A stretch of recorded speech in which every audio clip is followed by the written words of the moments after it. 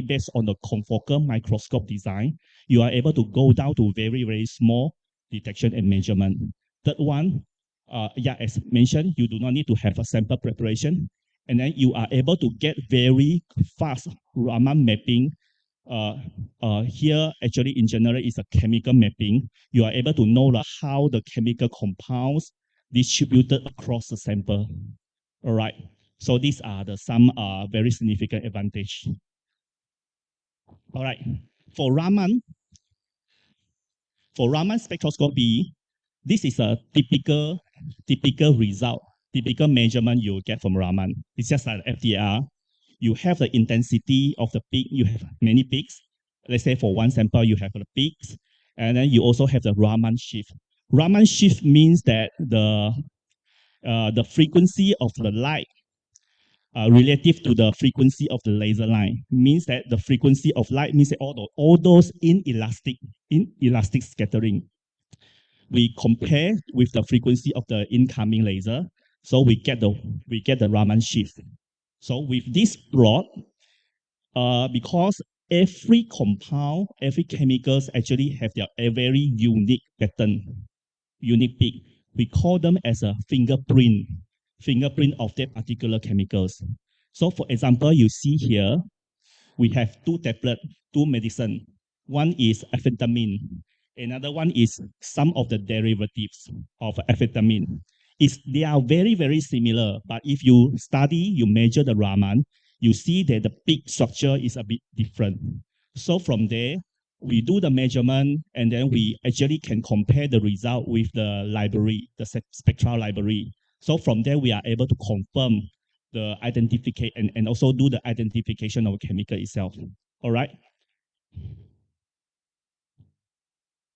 So this is some of the quite fundamental things is talking about the distribution of the assignment of different peaks to the chemical nature.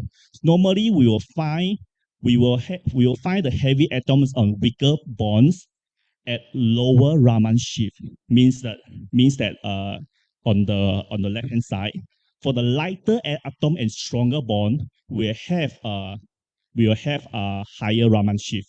So one of the advantage of Raman compared to FTIR is we are able to get very good result information from the low Raman shift.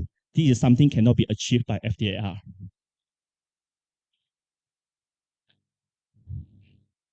All right. So you may ask, okay, I have all these peaks. What can I get? What detailed information I can get from Raman actually? From the peak nature itself, of course, you have all the characteristic peaks from Raman for certain for particular chemicals. So from there you are able to do the identification, of course, for the first, then for second, the position change of the frequency, and also the so-called the polarization of the Raman peak, and also the width, the peak, whether it is broad or narrow. It also have different characteristics reflected in terms of their physical properties, such as you are able to understand the stress and strain state of the material from the peak symmetry itself. You will be able to know that the sample orientation of the crystal, if that crystal.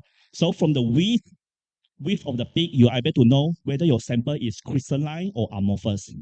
Because for the material side, we know that you are very concerned for the crystal. Sometimes you are very concerned about whether the quality of your result is good, of your sample is good, whether it's very amorphous or whether it is really crystalline.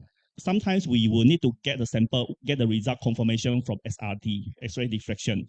But for very preliminary investigation, actually you can use Raman to know the quality of the samples. Yeah. So in general, from here you see that Raman is actually very useful and can be used in many fields. Example, just now I mentioned about the cancer research, early stage cancer research. Apart from that, for life science, For the cells analysis, microorganism like the bacteria, virus, tissue, the bio tissue, we are able to use Raman because Raman is a very good tool to handle large molecule. For the small molecule, of course, there are many techniques. For large molecules, you will need more details and more sharper characteristics to do the analysis. So uh, I would say that the widest application, widest usage of Raman will be in material science. So you see that a lot of carbon and graphene or graphite researcher actually they will use Raman to do the analysis. For example, the one of the Nobel Prize winner, Prof. Constantine in University of Manchester. He actually his research actually he's the innovator and he discovered the graphene. He invented the graphene. So for his research, actually, Raman is widely used in his research. Then we also have photovoltaic or the solar cell, battery research, of course, and semiconductor. And ever since that I said that Raman is very good for the chemical identification, of course, it is very useful in the chemical science, be it pharmaceuticals, chemical polymers, catalysts, all are actually require Raman to do the analysis. Then we also have the earth science, the geology, mineralogy, gemstone, jewelry, and also the other fields such as forensic, contamination control, and also the art and heritage. Art and heritage here means that for those museum user, so they will need to know that how to preserve, how to repair the antiques, how to repair the artworks, right? So normally they will need to know that what is the origin of this color, the painting. So from there, actually, they can use Raman to do the analysis to understand the identity of the paint, the coating. So from there, they will know how to repair, how to do the repair of the painting. All right. So some information, as I mentioned just now, especially for the material science, you are able to know all these kind of information. If let's say you subject your sample to Raman spectroscopy, for example, chemical composition. Of course, this is something very common, but some very unique applications such as thin film thickness. If you are doing coating, you would like to understand the thin film thickness.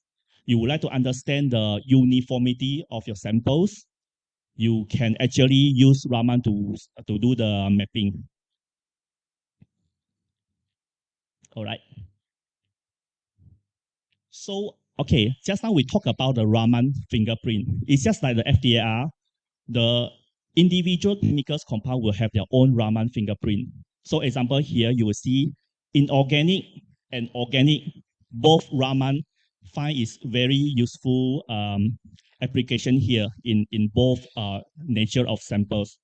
Be it inorganic, such as any kind of salt samples and mineral. And for organic samples, of course, you have more complicated peaks. And you are able to get many information from the spectra. And then we always say that for the chemical identification, you will need library, right, to match with your result with the known library. So you want to know the confirmation. So there are many libraries available in the market, and actually the volume and the number of spectra available is actually growing. So from time to time, we have more database for the confirmation. Can already. All right. Thank you. All right. But we'll talk about so many aspects that we talk about Raman, but not all sample are Raman active. So when we talk about Raman compared to FDAR, actually I'm not saying that Raman can replace FDAR. Most of the time, they are complement technique. They complement each other. So sometimes some of the sample they are IR active but not Raman active. Some sample they are Raman active but not IR active. So if you would like to get more information, you should sometimes, most of the time, you need to get investigation from both techniques to complement each other. So example from here, this is a sample of carbon dioxide. So for certain peak, example like symmetry, C double bond or stretching, change, you are able to see from Raman, but you are not able to see it from FTIR. For example, for the asymmetry C double bond stretching, you are able to see it in the FTIR, but you are not able to see it in Raman. So this is what I mentioned to you that they are complement each other, Raman and FTIR. But another thing we need to take note is for pure metal, and ionic bond, they are all non-Raman active. Let's say you would like to check the pure metal. I have a gold, I have a silver, I have something, iron. You go to do Raman, you cannot find anything because metal bonding is not Raman active. So if you want to know the identity of the metal itself, you should go for other technique such as X-ray fluorescence. X-ray fluorescence, or you will need to digest a sample and then go for the ICP-MS or AAS to do the elemental analysis. All right, so there are some of the very common comparison about Raman against infrared. So example for okay, you see here, I believe it's too small. So maybe I just give you some description. So actually here we have two spectra. On top, here is the FDR spectra. At the bottom, they are Raman bands, or the Raman bands. So as I said before, FDAR and Raman, some sample, most of the sample, they will have characteristic peak in Raman and also FDR. So you are able to find the similarity. But some of the peaks, like all those, you are not able to really get from one of the technique. You have to seek help from another technique. The good things of Raman itself, apart from the items or the characteristics that I mentioned just now, we are actually well aware of the other advantages, such as the capability to do the analysis through transparent medium.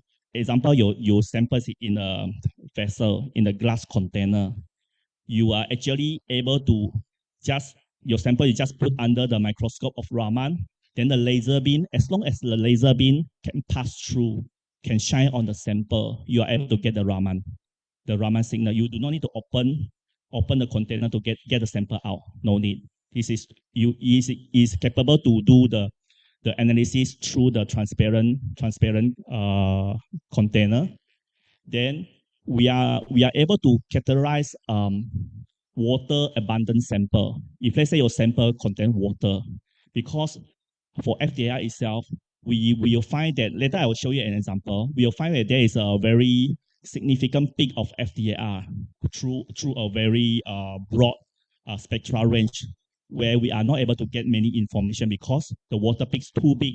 It's already masked all the information which we need from the FDR. But for Raman itself, we are able to get information from Raman because there is no interference from water. So liquid sample, solution samples, you can measure with Raman spectroscopy. So this is the one that I mentioned to you. So maybe I jump to the second one. So this is a sample I want to mention to you. This, from the wave number, you see, from the 1,000 to 4,000 wave number. And I also have 1,000 to 4,000 wave number for Raman. So for FDIR itself, you will find a broad water peak there. If let's say your sample contain water, definitely the other peak you cannot see. But for the area of for this wave number area, if this is a water sample, you only find the water peak after 3,000 wave number. But you still can do analysis you say still can get very useful Raman peak from here if let's say your sample contains some other things inside the water sample. So it does not have the interference from the water. So this is just some repeat statement that I mentioned just now. It is very flexible, non-contact, non-destructive, and then regardless of sample size, and also the glass water samples, transparent, as long as it's transparent samples, container, we are able to do. Biological samples, no issue. We are also able to do the fast chemical Raman mapping. So, so after finish the discussion of Raman spectroscopy, we talk about the Raman imaging. So what is Raman imaging? So Raman imaging is actually a collection, a series of Raman spectra across a surface area, a designated surface area. Means that in the software, under the microscope, you say, okay, this is an area I want to see how the chemical distributed throughout the area. So you select an area you want to do analysis. So the software you instruct the sample stage to do the movement, to do the positioning from one step to one step, one step. You can actually determine the step size you want to go from 1 point to 2 point.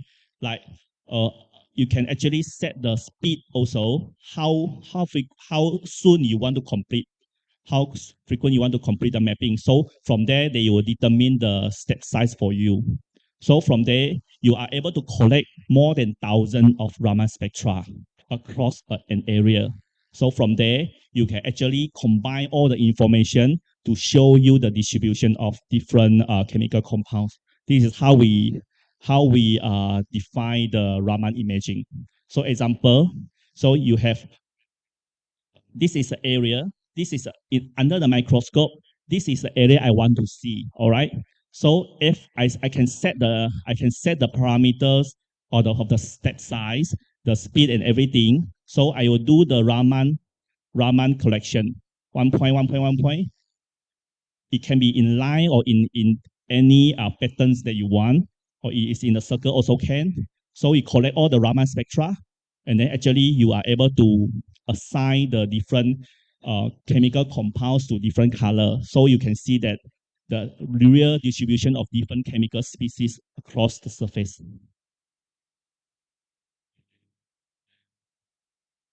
So this is some example of the chemical mapping, the Raman mapping. This is the tablet that we eat, the pharmaceutical tablet. So we are able to see some of the active compound, pre-dissolve and post-dissolve. You can actually, after the process, you can go to do the Raman measurement. You can see how the active compound distributed across the sample surface. So this is another sample of the biological samples. And then this is a sample, I think it's quite easy to understand. This is maybe for the forensic application. So some people actually, they have a fingerprint, all right? So at the fingerprint, so you do the Raman mapping, for certain area under the microscope, all right? So you'll be able to, it is too small. So some of the red color, actually you do the Raman mapping, and then you get a Raman signal, Raman spectra of cocaine, or cocaine is one of the drug, one of the illicit drug. A certain area, you know that how the cocaine distributed, left the residue of cocaine left on the fingerprint. So this is one of the study from the forensic. So for Raman mapping itself, not only the forensic, you can see that it's actually can be applied in many fields. Like for biology, this is a plant cell. This is a plant that maybe is a wood plant. You were able to see the very clear structure and also the distribution, or maybe the fiber, the cellulose, or at the plant. And then this is the tablet of pharmaceutical. Then we have a semiconductor, biological semicon, anything, 2D materials such as of graphene, biology. Yeah, basically many stuff we can do with the Raman mapping. All right, so I will show you some example of the application through our our products. So basically, I will share with you some of the example of a sample measured by this high-end Raman spectroscopy, and also the transportable Raman spectroscopy, and also the interface of Raman for the SEM. Means that we are able to do Raman measurement together with the SEM, the scanning electron microscope. So first we jump to the benchtop Raman first. Benchtop Raman is typically a microscope, combination of microscope with Raman spectroscopy. So it offers a confocality study, confocal microscope capability, so that you are able to do the depth study and also the 3D mapping. So for confocal measurement, you are able to go to very, very small particle because the spatial resolution can be smaller than 1.5 wave number. Some of the specification of the Raman microscope for initial, we are able to achieve very high spectral resolution, which is about like a 0.5 wave number. As I mentioned to you, spatial resolution about 1 micron is very, very good already. Then we are able to actually have different kind of accessory to upgrade our Raman spectroscopy machine. Example, you are able to have different kind of laser, different wavelength of laser. You are able to couple it with maybe an external reaction cell for the temperature and environmental monitoring. You are able to combine the system with scanning electron microscope or AFM, the atomic force microscopy, or SNOM, or nano indentation. So this is a very kind of so-called the modular things. Many possibility of upgrade can be done. So, okay, I give you some example for the carbon materials. Okay, this is an example of the highly oriented pyrolytic graphite. So for carbon-based or graphene samples, normally there are some very unique characteristic peak appear in the spectra, such as the D band, G band, 2D band. So actually, it refer to different kind of stretching of the bonding and also the physical properties of the carbon-based sample. So one of the materials where in industries such as semicon, the data storage customer, they will look for the DLC. DLC is something, a material that can be used to be a coating for the metal surface to increase the wear resistance. So normally the hard disk, the hard disk manufacturing, on the top, they will have a DLC. So for DLC itself, it is only a few nanometer thickness. So normally for the industry, they would like to really do a very good quality control to make sure that the product is okay before they ship out. So normally what they can see, they will actually study the D peak and also a G and also their ratio to know that whether the product is acceptable. So for example here, this is the so-called the Raman mapping that we do for an area. So this is a Raman peak position. We actually focus on the area of 133 to 1334 for the shifting. So from there, actually, we are able to understand the stress of in those diamond frame. So you can know that whether this sample is actually good. It's a very homogeneous distribution happen. So another one is battery research. So for the battery industry, normally they will have a graphite as their anode. So from here, I give you an example, an old battery and a new battery. All right. So people will normally will try to understand the quality of battery from the ratio of this intensity of the just now, the D band, and also the intensity of the G band. So if let's say this ratio is more than 0.5, means that the quality of battery already dropped. So shown here, the picture shown here. So for the old battery or the battery already not in good quality, so you will find the area, most of the area have the ratio of intensity more than 0.5. So this is a Raman mapping done on the old battery. And then this is a Raman mapping done on the new battery. So we see that actually there's only some of the area already shown the deterioration of the quality. So this from here we actually have a very good view of the sample quality. So another study will be the graphene. So graphene, this is quite not very clear. So you can see actually um, you are able to get the thickness information, whether the graphene sample is a single layer or multi-layer. So for multi-layer sample, you will see that the peak will have a shift to the higher wave number. So from there, you will be understand, let's say you do the Raman mapping, you are able to know that through the shift of the peak, you know where is thicker, where is thinner, the sample.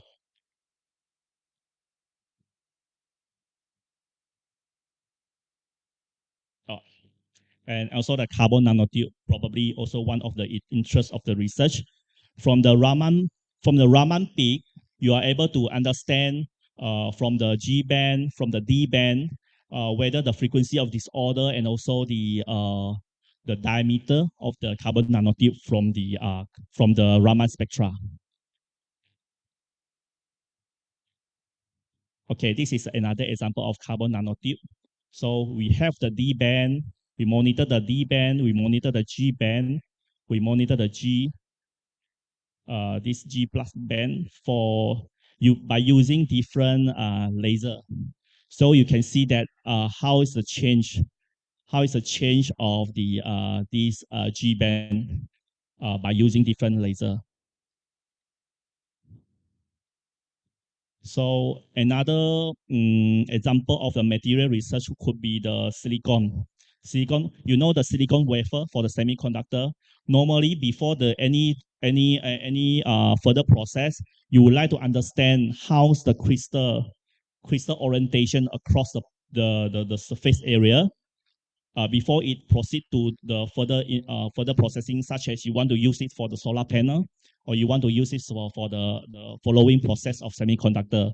So from here, by monitoring the very important peak of 520 wave number, this is a very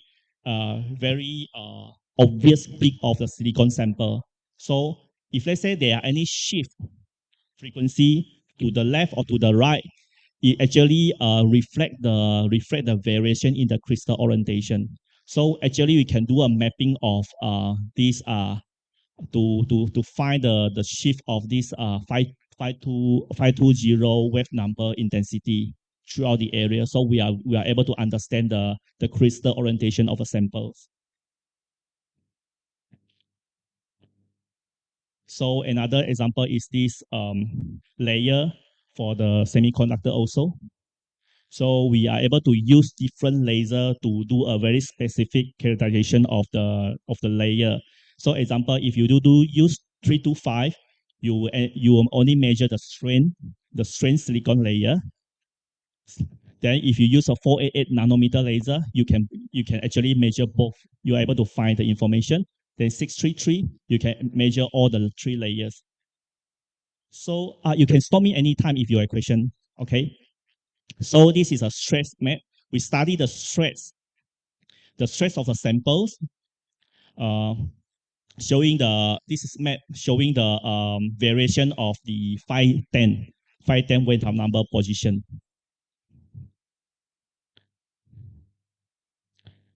Okay, so most of the time, one of the important criteria of Raman analysis is we will need sample to be flat so that the laser through the microscope objective lens, when we hit on the sample, we want to make sure that laser beam is well focused. So how to make sure that you will need to do a very good fine tuning to make sure the laser beam is actually in good shape and on the surface of samples. But in reality, we know that when you want to do the chemical mapping, the sample itself not necessarily must always flat. Some we our sample can be something. Sometimes it's very rough. You have different variation of height when you want to do the analysis. Example, you get a sample, maybe a mineral sample, you have a rock sample, you have a stone sample. The sample surface is not flat. It's actually very rough under the microscope. So how can we really make sure the laser is always in focus? So for Renishaw, we have a patented technology called live track. So here give you an example of a different view under the microscope. If let's say we have this kind of challenge, I mean the rough surface. So you see that the area, if let's say is not in focus, it's blur, right? Out of focus. We could not really get many useful information here. But if we have a technology can really make sure that during the mapping, during the image, the sample Raman collection, we can make sure that every point it is well focused. They will be very very good. So this is a technique I would like to show you that how really sure we can achieve this kind of and overcome this kind of a challenge. Okay, this is the illustration of what I mentioned just now, the limitation of microscope all the time when we want to do a really a good scanning throughout the surface. So, example, this one you see the laser beam is a very good focus on the surface, right? But when we start to do the movement of the stage, we want to do the mapping. So if the sample is higher or lower, the laser beam cannot focus very well. It can be maybe under the sample surface or above the sample surface. So we could not really get very good Raman signal. So how can we overcome this? For Rainy Shaw, we have a technology called Live Track. We can do autofocus all the time. So means that the software will identify when you start to do the first point of analysis when you have a good focusing and you activate the live track function, you start to do the Raman mapping. The instrument is actually able to make sure that every point it goes, it can maintain a very good focus. So we can actually able to acquire a good Raman mapping to get a very accurate result, regardless the surface roughness, because the software, the hardware itself always help us to maintain the focus. All right. So throughout this process, you are able to also track the position of the probe or objective lens. You are able to know that how deep I go already, or what is the height of the sample, because we always monitor the Z, the coordinate. So from there, you are able to do a very good 2D and 3D mapping because you know the XYZ coordinate all the time. The software will actually capture all the information to help you to understand the morphology of the sample. This is one of the example that I mentioned to you. Um, for Raman, uh, sometimes customer need to investigate the reaction of the samples if they increase the temperature or decrease the temperature or other parameters such as the humidity.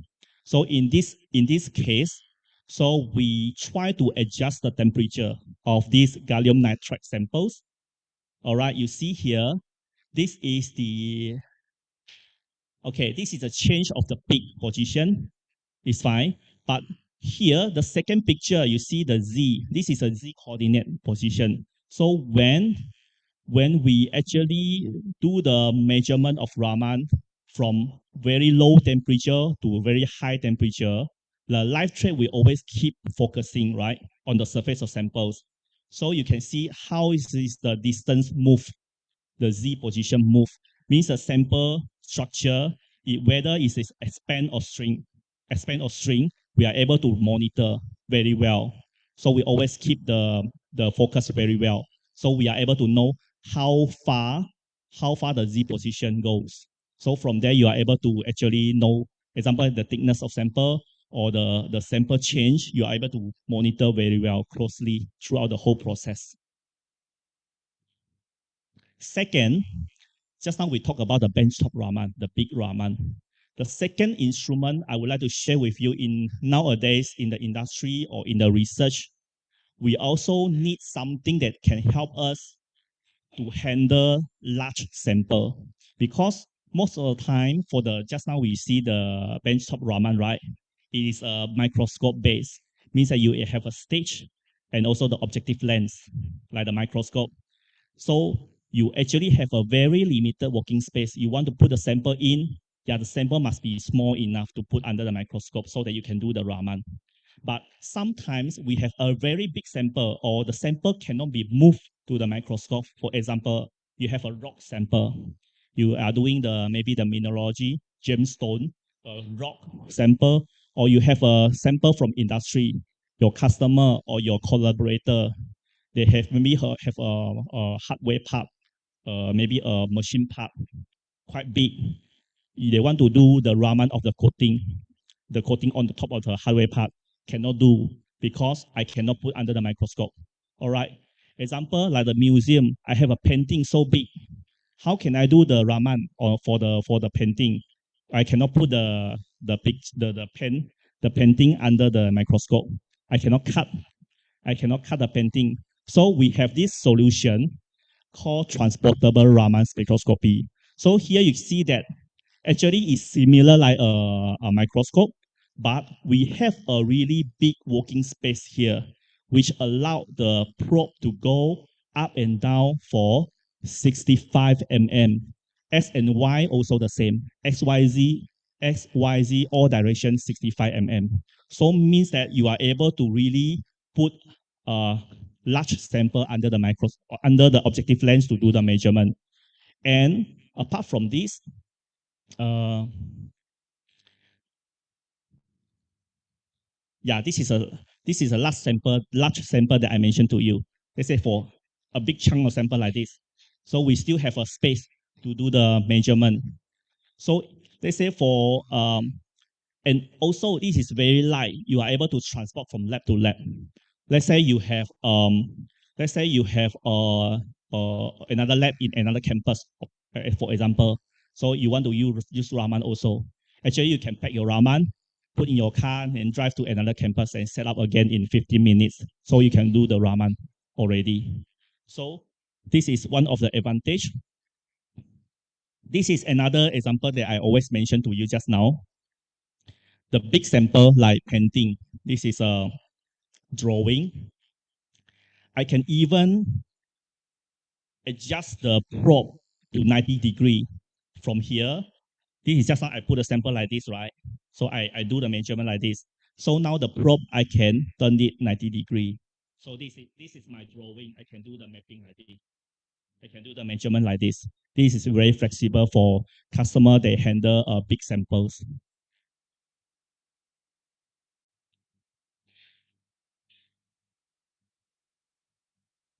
So example of the painting. So we would like to understand the identity of the chemical, the painting. So for the painting itself, we do the Raman of this spot.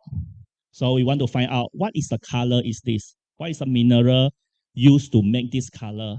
So we have the Raman spectra, or we know that, oh yeah, by comparing the spectra with a reference material, we know that, okay, what is this? An example for this area, we are able to know that what is the yellow type of this.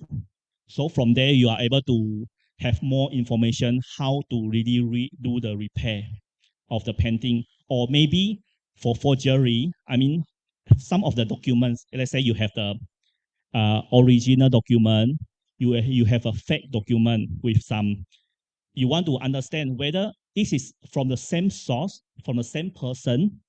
You maybe you would like, apart from studying the handwriting, you also want to analyze the ink, whether the ink of this document and the ink of this document is the same. So Raman, you are able, by using Raman, you are able to get the Raman spectra of the ink used in this document, and then you can do the comparison, whether it's from the same place or same era. So this is very useful for the forensic, and also for the heritage conservation. So this is a quite big sample uh, from the aircraft, from the aviation industry. From the aviation industry, this sample actually have multiple coating on top. So with the confocal Raman microscope, actually you are able to go to different layer to understand the how good is the coating, how good is the coating to protect the metal on at the bottom. So this is a more zoom in view of the analysis itself.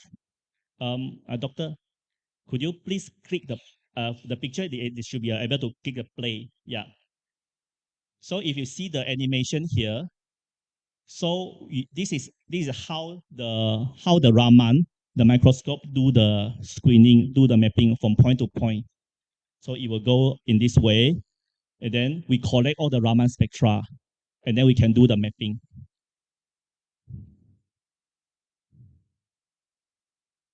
So this is the typical Raman mapping we have done for the sample just now. You will be able to see how good is the coating itself, the distribution. So example, you say, see, for 1,000 point of the sample measurement, it can be done in 15 minutes. So it's pretty fast. So another example is about the graphene production for of 2D materials. Some industry actually they produce the graphene on top of the copper as a substrate. You distribute, you prepare the graphene on top of copper. So you would like to know that for this really thin layer of graphene, how can I really make sure the quality is good? So we use a laser, the using this transporter Raman here. We do the live track analysis, the Raman mapping. So we study all the important characteristic peak of the graphene. As what I mentioned just now, we have a G band, we have a 2D band, and all this carries different kind of information. Like example, for G band position, we are able to know the strain and stress. For 2D position, we are able to know the electronic properties. Then from the width, whether it's a narrow or it is broad, we are able to know the thickness. So from here, example, I have samples of graphene just now on the copper. So I do the Raman mapping. Here I actually, what is this? I cannot see clearly. So I think this should be the position, the width, the 2D bandwidth. So from here we are able to know how well is the distribution of graphene on this copper layer. Because I am activating the live track, so I will be able to see the morphology of the sample, whether it is rough or is flat, because live track allow me to do the real time monitoring. So this is with the monitoring function. This is quite small, but I just let you know that it is a time scale, X. This is Y is the intensity. So by activating the monitoring function, you are able to do the real time monitoring for very long time, maybe the 24 hours or more than 1 day. You can set actually like I want to get a measurement of Raman maybe every 1 minute or every 30 minutes. So the software will run for you. So every 10 minutes you get one Raman spectra. So it is continuous monitoring. So you can see the trend. You can see the trend of production because the production is actually continue. So the last but not least, the product that I would like to introduce to you is something very unique, something seems very interesting for you as a user of scanning electron microscope. Because we know that most of the time you have samples, very tiny samples, probably have some contaminants on top. Probably you would like to see maybe some defects of your samples, the material samples under the SEM. But most of the time, SEM, you get the morphology, you get the sample image. But just in case you find something, hey, there's a one dot in my sample, but I want to know what is that, what dot. So probably for myself, I will go to the EDS. I use EDS, the energy dispersive elemental analysis in SEM together with the SEM image. I will know that, okay, this dot, this black dot maybe contains some aluminum, contains maybe some iron, some zinc. I know the percentage. But if let's say the sample is maybe a organic sample, example, a glue, maybe some polymers, EDS will tell you what you want to see, what you want to know the identity of this particular contaminants. The EDS will tell you, oh, this sample, this contaminant contain carbon, contain hydrogen, oxygen, sulfur, but they will not tell you what is that. But if let's say you have a Raman in the SEM chamber, you have a SEM imaging, at the same time you have the Raman, you are able to get the Raman spectra of the particular items, the particular dot. So by comparing the spectra that you get with the library, you will be able to know, oh, this sample is what. I will be able to know that this defect, this contaminant maybe come from what process. Yeah, so this is the importance of having a Raman probe inside the SEM.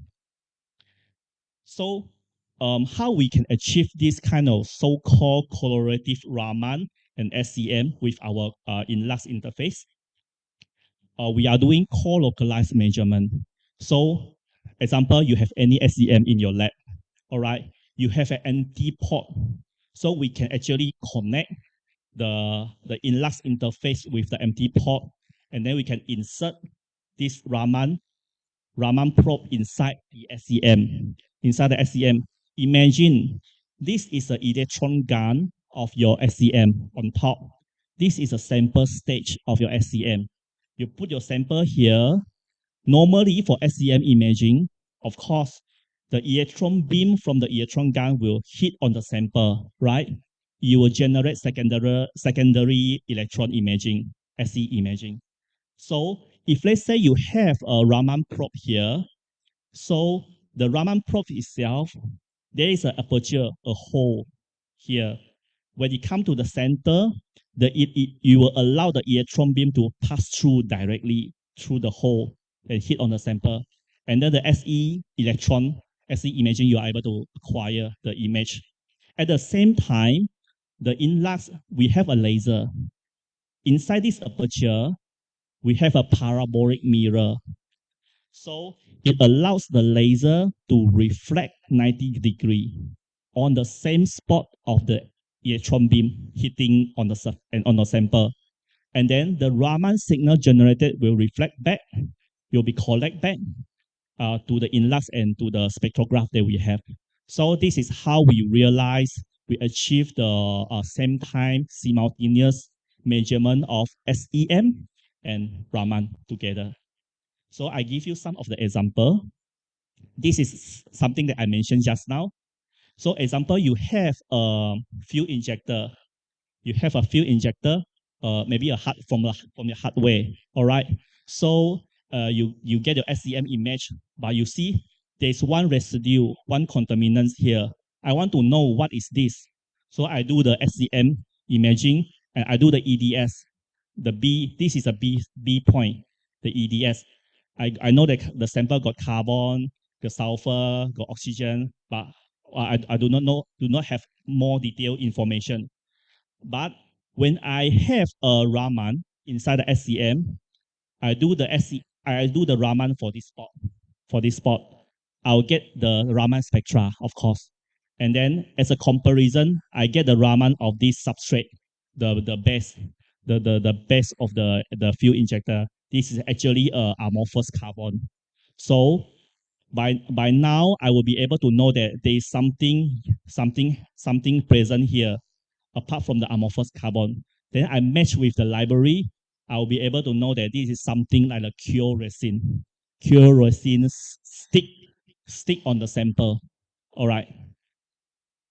So because we are using confocal Raman, as I mentioned, confocal Raman will enable you to know the depth of the sample. Means that if you want to you do the Raman across this area, from the intensity itself or from the coordinate change, the XYZ coordinate change, you will be able to roughly know the thickness of these contaminants. The second example is a battery. The battery, this is a graphite of the battery. We subject these samples to the SEM. We have different kind of carbon signal obtained from the Raman. If let's say we have Raman together with SEM, all right, we can see that where is the carbon mixture, where is the presence of graphite, where is the presence of silica inside the battery cell electrode. So another very simple but very powerful example is a laminate, polymer laminate. Let's say you have a sample, you have multi-layer, all stick together. You want to see the layer, how many layers, the identity of every layer. Normally you will do the cross section, right? Then and you do the encapsulation, and then you send to SCM to see the SCM image. Of course, this is a bright field imaging, and then the second layer is the SCM imaging. You see that, okay, yeah, my sample I have maybe I have this polymer laminate. I have few layer, but I don't know what is that. I don't know what is the composition of every layer.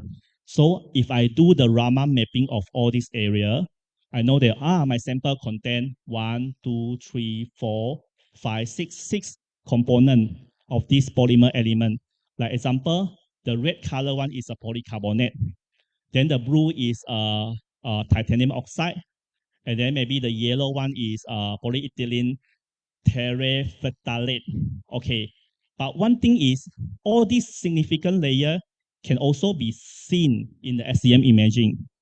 You may observe something very tiny, very small.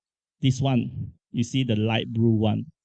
This one cannot be captured by SEM imaging, but we really see something happen here, and we are able to know the identity of these chemicals, this layer, which is the copper phthalocyanide.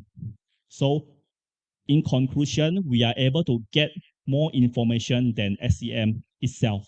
So this is really a very good technique to help us to, as a SEM user, to understand our sample better. So these are just a summary of a key technology that we have in our product to help customer to have a better understanding, better measurement of Raman. So hopefully some of the information, some of the examples, you will find them interesting, you'll find them useful, and you can actually also apply in other materials, science research, and also other application. Okay, I think that's all for my presentation. Thank you very much. Do you have any question? Yeah. Yep. Thank you, Mr. Tan. Please give him big applause.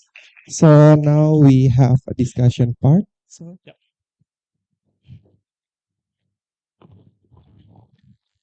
Okay, so thank you, Mr. Tan. Earlier you said that when we use inorganic and organic sample in Raman spectroscopy, it will output two different graph, and you said earlier that the organic sample have more peaks and more complicated peaks. Okay. Uh, Different between the when we use inorganic sample. From your perspective, what makes the organic sample have more complicated peaks? Okay. Okay. Yeah. Okay. So, do you have any question? Any other question? Only That's one it. question? That's it. Okay. Okay. For inorganic samples, normally is if we see the structure, the chemical structure is relatively is simpler than the organic sample. Organic sample, example for any hydrocarbon, you have different kind of peaks, different kind of bonding occur inside the molecule. It can be maybe the double bond, maybe the triple bond, or you have a different strength of the bonding, depends the edge of the bonding, whether it's bind to different kind of atom. So different kind of bonding actually will actually have it carries different information. So for hydrocarbon, for organic sample, that's why we say that it would normally you carry more complex bonding vibration spectroscopy compared to the inorganic sample. Inorganic sample will be more straightforward. Example, you have, I would say, maybe the potassium nitrate that is a salt, or maybe the sodium chloride, or something, the inorganic compound. You see the bonding actually is quite straightforward. It's maybe just sodium chloride single bond, and maybe the potassium nitrate you have a KNO3. So it's really more symmetry sometimes. It's more symmetry sometimes. For more symmetry samples, actually they will have more simpler vibrational spectroscopy environment. Yeah. How Krishna understand? Oh, okay. Is there any questions from audience? Maybe some of you are using Raman, or in the future you will using Yeah. Raman Or or you. SEM. You can Yeah. ask about the how to. Oh, Yeah. this one. Yeah.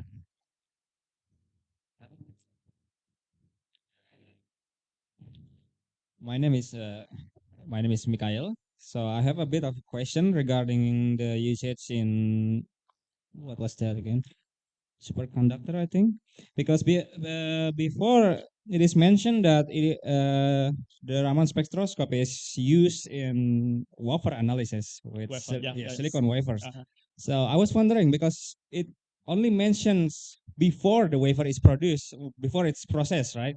So like I was wondering, does the Raman spectroscopy have any uses after the wafer has been produced? Yes, yeah. As an analysis Just method. now you see my example of this Si, the gallium. Yes. Because we know that for wafer fab, we will actually is something like a stacking process. You are actually building integrated circuit. You will have a different pattern. Then you are using the sputtering, the photolithography to build a pattern, and then you start to build different layer. Right, every layer is very thin. So for all the coating, all the layer, actually you can actually when example you want to you when sample go to very small, definitely most of the time you want to see the sample, you will go to SEM.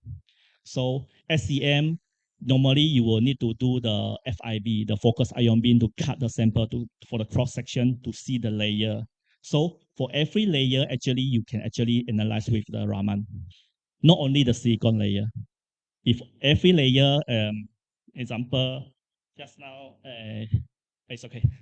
the it depends on what layer you want to build. But of course, if they say you are talking about a pure metal layer, if they say, example, the copper technology, you are sputtering copper on top.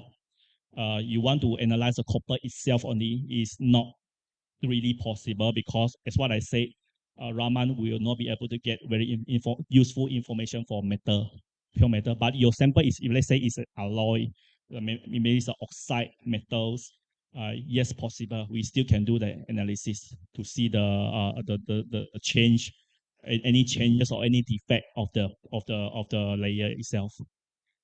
Yeah, can actually can not only the silicon after processing also. Yes, many semiconductor industry, they also use Raman for the post wafer fab process. Example, during the the upstream part and also the downstream part of the semiconductor. Upstream part normally we are referring to the fab process. Then after that, you will go for the assembly.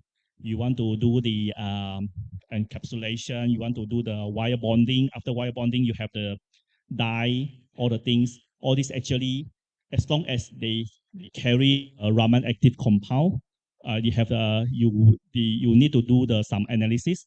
Then Raman can be used. It's not limited to the silicon only. Yeah, anything carry Raman active signal, then we are able to do. I see. Thank you so very much. Yeah. There any questions? Or maybe you want to know. Pakai bahasa Indonesia juga nggak apa-apa Yeah. kok. If you can. Or you want to know that is certain material whether it's suitable for Raman or not. You can also check with me. Yeah. Oh. Yeah. There any question? Atau malu pakai bahasa Inggris? Pakai bahasa Indonesia aja nggak apa-apa. Mr. Tan ngerti kok. Atau I can help you to translate. No? Okay, maybe I just have two questions, Mr. Tan, because almost all of this student is undergraduate. Maybe they will choose the material science to doing research, right? And they will use Raman also in the future. How to understand, how to distinguish between the crystallite and the amorphous material in the Ramans. And the second ones, I see that the SEM, EDS, and Raman can combine together, right, in the same instruments. And during my research, I use for membrane technology that I can see. I want to see about the thickness and then the cross sections. So in the Raman, how to understand, how to take the sample cross sections in the in the holder, because as I use Raman and I just put in the plate and then I just focus in the one point, right? Okay. And yeah, understand. So your first question is about the crystal. Okay. So it's just now I have a summary of the information that we can obtain from Raman. So if you study the peak itself, so whether you want to really sure that the sample is amorphous or crystalline, example, maybe the activated carbon, maybe the silica, or you want to see. Normally, for very well crystallized sample, the lattice actually is very well organized. So normally it will have they will have distinctive sharp peaks of a Raman. So means that the sample is actually good crystal. But if let's say when you start to see the peak is become broad, it's not narrow anymore, the width. So it become broad or maybe just a curve. So we can actually know that this is not crystal anymore. This is actually a amorphous sample. Almost similar with XRD, right? Yes, almost similar with XRD. Then regarding the second question about the combination of SCM, EDS, and Raman, so the sample prep technique is actually exactly the same like your SCM preparation. Let's say for SCM, of course, if for the laminated layer, multi-layer sample, if you want to see the structure of, you want to see really the presence of different layer. For SCM, of course, you'll do microtome. You'll do the cross section. After that, you'll go to do the encapsulation. So the cross section, then you can get the SCM image. Of course, after you get the SCM image, at the same time, our Raman actually the laser can actually go to the area the spot that SEM imaging is getting. So we can actually get, let's say they have 5 layers, so we can go to one by one using the same sample. We don't need to really have any special treatment for the Raman measurement. You can just prepare your sample as what you have done for your SEM imaging preparation. Then we can use the same sample and then do the Raman analysis at the same time. No issue. But let's say you are talking about um, layer sample. Normally you use like from top, you do the analysis. Of course, the one is confocal. Because of confocal microscope, you can actually adjust because of the working length of the objective lens. Then you actually can go to the different depth. So you can actually go to the different layer analysis. But this one would not be able to really achieve in the SEM. You still need to rely on the preparation of SEM, cross-section sample preparation, so that after that you are able to do the analysis. Yeah. Okay, got it. Is there any questions? Okay, thank you, Doctor. I have actually 2 questions. Maybe first one, I wonder. I got through the website of Rainy Show. Am I correct? Yes, Rainy Show, yes. Okay, Rainy Show. I get through the website and I actually wonder one thing. Fiersa Raman analyzer. The Yeah. image shows the image showing one spectrometer connected to a probe. Could you give me some insight about All this? right, okay. Because I wonder if I have the liquid sample and then Yeah. I have probe, then I just simply insert the probe and then I get the spectra. Am I correct? Okay, so thank you. if you allow me 30 seconds, I change to another slide. I can show you the example.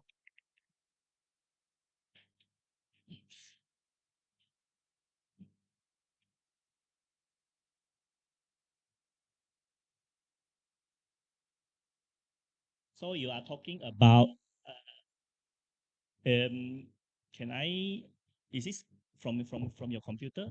Because I already changed the slide. Oh yeah. Stop sharing and then share again.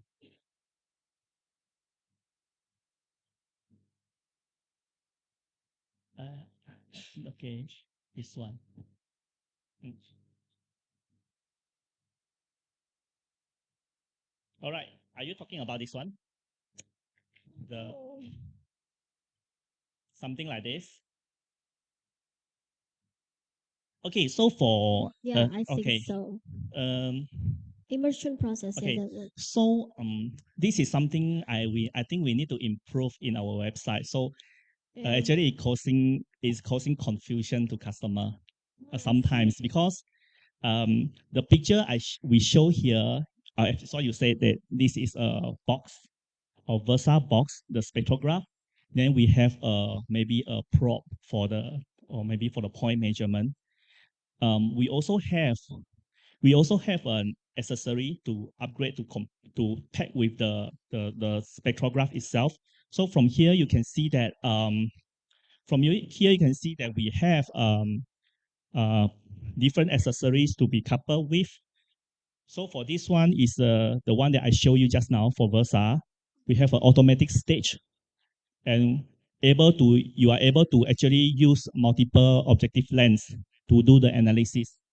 At the same time, we can offer user this kind of immersion probe because of this box, right? At the back and at the side of the box, actually we have different port available.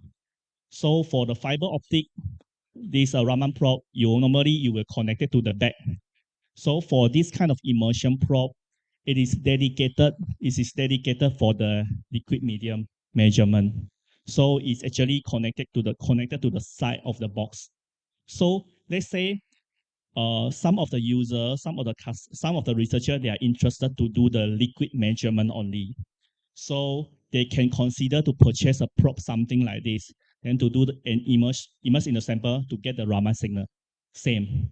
So because this one, for liquid measurement, it's always good that the probe can have a direct contact with the samples, so you can have a better analysis of the samples. So for this immersion probe, actually we have few types. So this one is the most basic one, means that you will always use this for the experiment or a measurement for sample lower than 100 degrees C. So for normal lab use. So example, you would like to use this for some reaction, some experiment in the bioreactor, or maybe for a certain chemical processes require higher temperature and higher pressure. We do have specific probe which can really withstand the high temperature and high pressure. So it actually depends on customer and researcher requirement. We can offer a variety of options.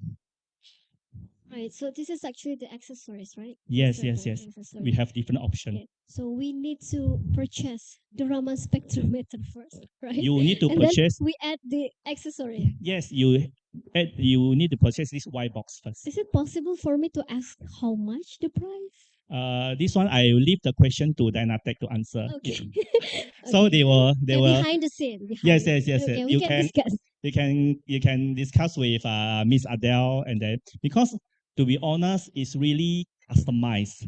We need to know your requirement. Yeah. Then from there we can really give you a good configuration. Yeah. Okay. Thank you so much, Mr. Tan. Yeah.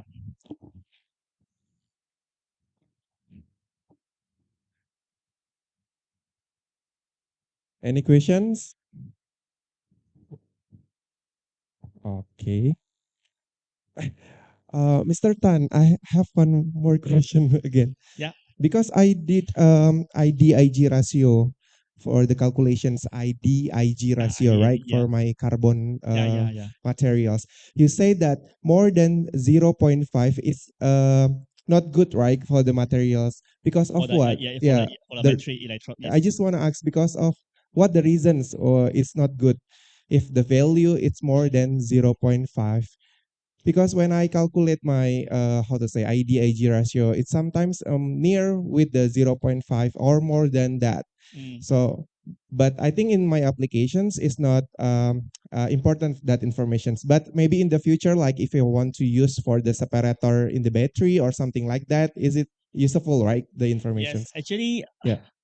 I could not recall the definition of ID and IG. I will give you the information later. So sorry for that, because I believe that it is actually relevant to the vibration mode. So D and G actually they carries different meanings. They actually reflect very unique characteristic of the graphene or the carbon materials. But to be honest, I could not really recall now. I will get the information. I will pass to Adele, and then she will be able to reply you. Okay. Yeah. Thank you. Yeah, sorry for that. It's okay. Mm-mm-mm. Is there any questions from the students?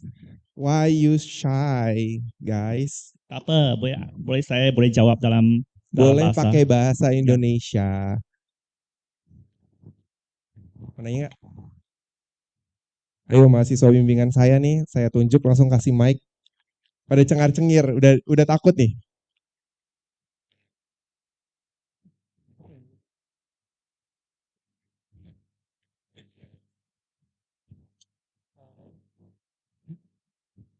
Okay, sir. Thank you for your nice presentation today.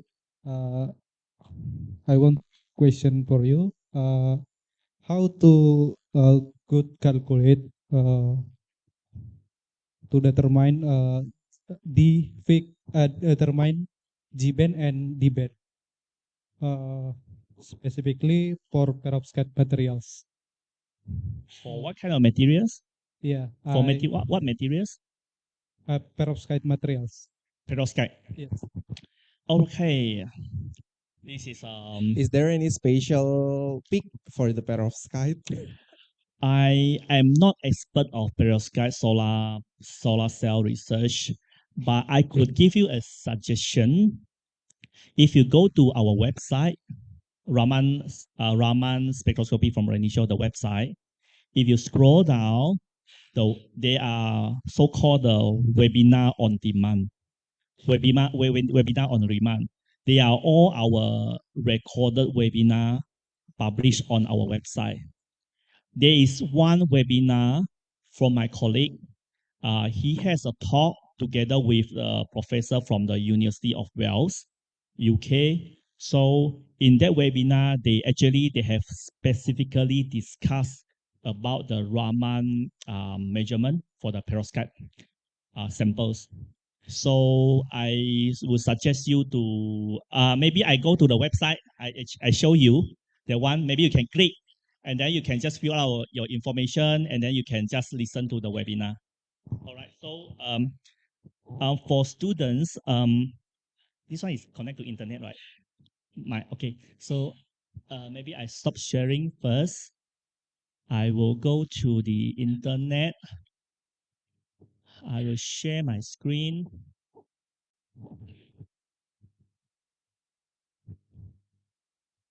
All right. Okay. So if you go to the Renishaw website, this is a Renishaw website. So if you go to the Raman Spectroscopy, at the bottom, we have some really useful information about the Raman application. You can look into it. So from here, actually, we have listed down what are the examples of the all the applications. Example like the photovoltaic battery, all these very relevant information you can be found here. Chemical science, analytical, earth science, and of course, at the bottom, that's what I say. There's something called webinars. Okay, you go to the watch webinar. So we have actually a lot of general knowledge sharing session for Raman spectroscopy. And we also have something you see here, correlative Raman spectroscopy and the graduation of perovskite solar cell. So I would suggest you to click in and then to watch this webinar. It's quite useful for student or researcher. They're doing this similar research. All right. Ken? Okay. Any questions? Okay. Oh, I'm sorry, it's me again. You mentioned before a couple of times regarding referencing or cross-checking with an existing library, and I was wondering if your company provides some sort of consultation in that regards. In what way? You mean that you have an unknown spectra? Yeah. You would like to know what is that? Yeah, I mean, Then- yeah. Then you want to check with us what is that, is it? Or something? Yeah, that sort of thing. Because I mean, of course, with the context that I'm as undergraduate students, we don't really have much experience, if any at all, and so like we don't really know where to start. Maybe. Yep, you can always contact us. You have anything regarding any question, drop us a message or email, or you can contact our local distributor. So if you have any question, most of the time they can handle. If they need our help, assistance, we will answer. We will find the answer for you. We will help to answer your question. If let's say you are facing some challenges, some difficulties, or about the sample analysis, we want to know whether we have a similar experience before, or you have an unknown Raman spectra. I mean, from your sample, after you do the Raman, you want to have some discussion, technical discussion. Yeah, you're welcome to contact us. No problem. For the spectra, the reference, as I mentioned, the spectra library. Normally, with our instrument, we will supply the spectra library to the customer. So normally, it will include, by default, we will be providing customer the inorganic and mineral and polymer library. Is more than 500,000 kind of spectra. So should be good enough for the identification. But as what I say, that not only chemical identification that Raman we find it useful, It's also really a good techniques to really understand the sample properties. Means that whether it's through the shift of the Raman peak, or through the maybe it's after the certain process it appears some very funny or something very unique peaks, or the intensity change, the bandwidth change. All this actually carries certain information. So really helps you to understand your sample better, provided you also have other information from other techniques, so you can actually understand your sample from different perspective. Yeah. Thank you very much. Yeah. So they also open for consultations, right? If our student not understands about the data. Okay. No more questions, I think, because time is up. Yes. Mr. Tan. I hope that I'm not overrun. No. Okay. It's okay. It's fine. Okay. So, all of students, that bring us to the end of the seminar Rabuan in this week. So thank you very much for your attentions. Thank you for attend this seminar. So hopefully, because this week is the final exam week for our student, Mr. Tan. So hopefully they can answer all the questions and get the good grade. And thank you so much for all of you here. Thank you. So we will meet you again for the next Rabuan seminar in the next semester. So hopefully, good for no, how to say. Hopefully your final exam is good, and yeah, enjoy your exams now. Yeah, thank you. Final year student. No, they are undergraduates. First year, second year. Yeah, different semester. Different. Oh. Yeah. Okay, thank you so much. Maybe we can take a picture together, and you can come to the stage now, and yeah, we can take a picture with Mr. Tan. If you want to have his contact, also just directly ask him. So yeah, come on, go to the stage.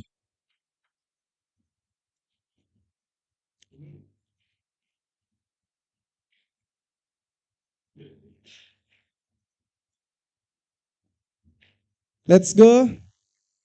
Biar nggak terlalu lama, kita foto sebentar dulu, terus kita langsung mengakhiri acaranya. Ya. What? Oh iya. Yeah.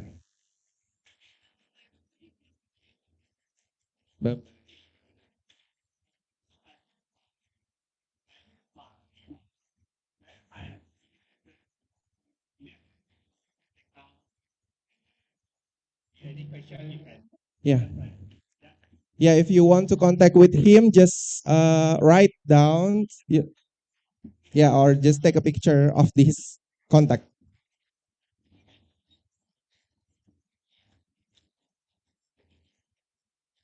Maju, foto dulu bareng-bareng buat laporan.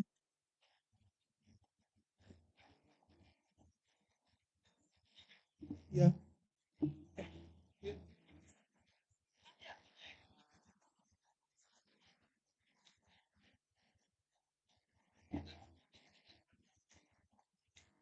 Oh, ini gini.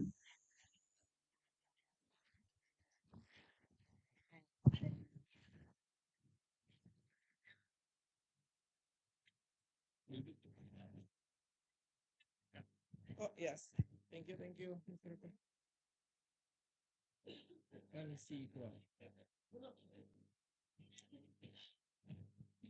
So, you in here, ya. Up di depan aja.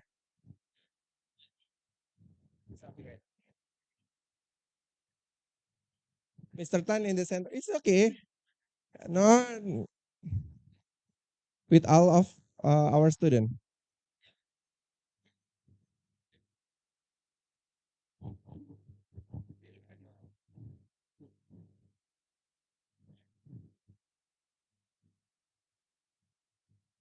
One, two.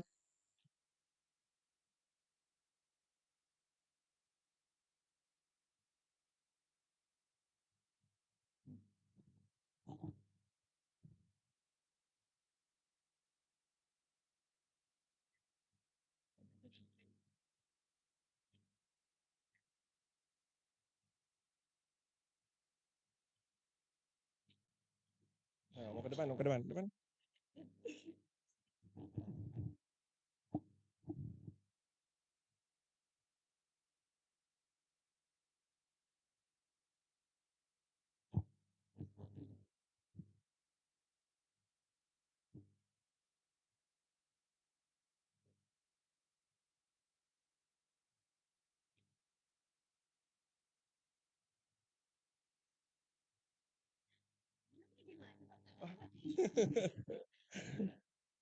Thank you.